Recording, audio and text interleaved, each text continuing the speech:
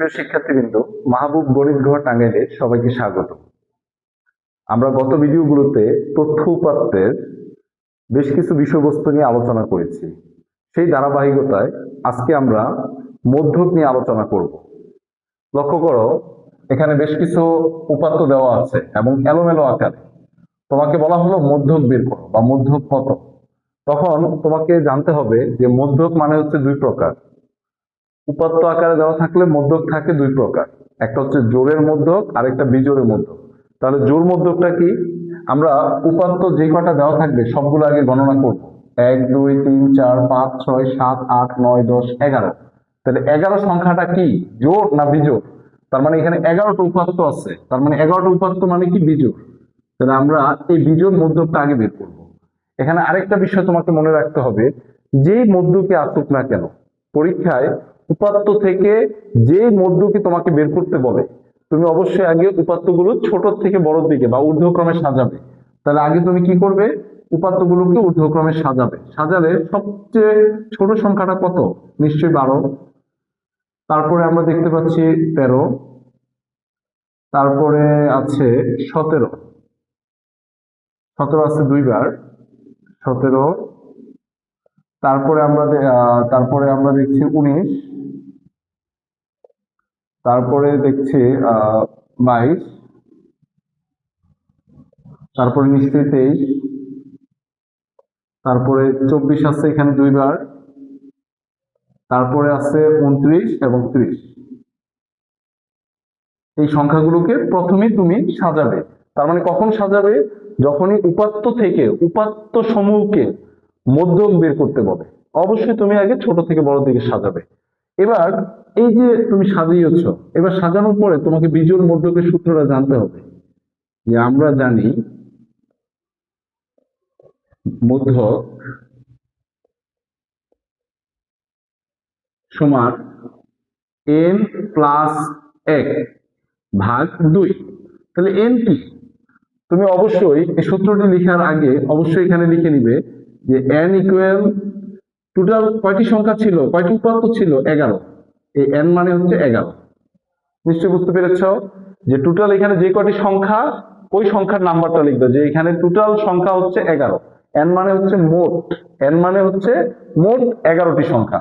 এবার এই n এর পরিবর্তে লিখবে তুমি n এর মান 11 যোগ 1 ভাগ 2। তাহলে 11কে যদি 1 দিয়ে যোগ করো এবং 11কে 1 দিয়ে যোগ করলে নিশ্চয়ই কত হবে? 12 ভাগ 2। তাহলে 12কে আমরা 2 দিয়ে ভাগ করলে কত পাই? 6।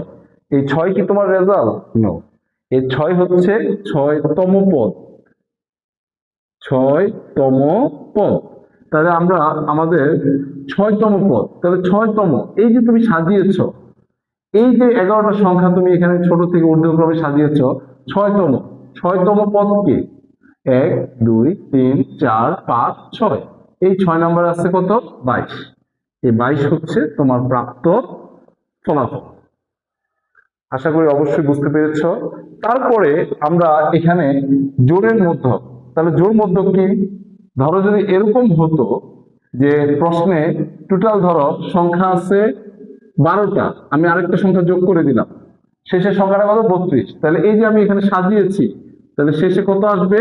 32। এবার বলো তো এখানে কয়টা উপাত্ত আছে বা কয়টা সংখ্যা আছে? নিশ্চয়ই 12টা, কারণ এখানে একটা বেড়ে গেছে 12। তাহলে এখানে যেহেতু 12, তাহলে 12 সংখ্যাটা কি, জোড় না বিজোড়? অবশ্যই সেটা জোড়। তখন জোড়ের আবার মধ্যকের সূত্র হবে আলাদা। সেটা কি? লক্ষ্য করো, এই যে মধ্যক n/2 তম পদ যোগ n ভাগ 2 যোগ 1, এটা অবশ্যই ব্র্যাকেটে আবদ্ধ করবে এবং ভাগ 2। খুব মনোযোগ দিয়ে খেয়াল করো n। তাহলে এবার তোমার মোট কয়টা সংখ্যা? নিশ্চয়ই এবার সংখ্যা আছে 12টা। তাহলে 12 কি? জোড়। তাহলে জোড়ের মধ্যকে আমরা লিখেছি। তাহলে n এর মান এখানে আমরা 12 বসিয়ে দিব। 12 ভাগ 2 তম পদ যোগ আবার n এর মান 12 ভাগ 2 যোগ 1 ভাগ 2। এবার এই 2কে যদি আমরা 12কে ভাগ করি, 12কে 2 দিয়ে ভাগ করলে আমরা কত পাই? নিশ্চয়ই 6। আবার এই 12কে আবার 2 দিয়ে ভাগ করলে নিশ্চয়ই 6। তাহলে এখানে পাচ্ছি 6তম পদ। আর এখানে 6 যোগ 1, এখানে অবশ্যই তম পদটা লিখে নিবে, তম পদ। তাহলে এই যে 6তম পদ, তাহলে এখানে লিখলাম 6তম পদ যোগ, এখানেও লিখলাম 6 যোগ 1, এখানে কাটাকাটি করে তুমি পেয়েছো 6, তার সাথে 1 যোগ, তাহলে কত হবে? নিশ্চয়ই 7তম পদ ভাগ 2। তাহলে আমরা রেজাল্ট এখানে লিখি, এই যে 6তম, তুমি যে সংখ্যাগুলোকে ছোট থেকে বড় দিকে সাজিয়েছো, 6 নম্বরে কি আছে? 1 2 3 4 5 6, 6তম পদ হচ্ছে 22, আর 7তম পদ হচ্ছে কত? 23। তাহলে লিখবে 22 যোগ 23 ভাগ 2। তাহলে 22 এবং 23 যোগ করে আমরা 22 এবং 23 যোগ করলে কত পাই? নিশ্চয়ই 3 2 5 এবং 2 2 4, 45 ভাগ 2। তাহলে 45 কে আবার 2 দিয়ে ভাগ করলে আমরা অবশ্যই কত পাবো? 22.5। এটাই হচ্ছে তোমার প্রাপ্ত মধ্য। আশা করি ভিডিওটা অবশ্যই বুঝতে পেরেছ। ভিডিওতে যদি কোথাও কোনো কিছু বুঝতে অসুবিধা হয় অবশ্যই কমেন্টে জানাবে এবং ক্লাসগুলো বেশি বেশি করে শেয়ার দিয়ে রাখবে। ধন্যবাদ।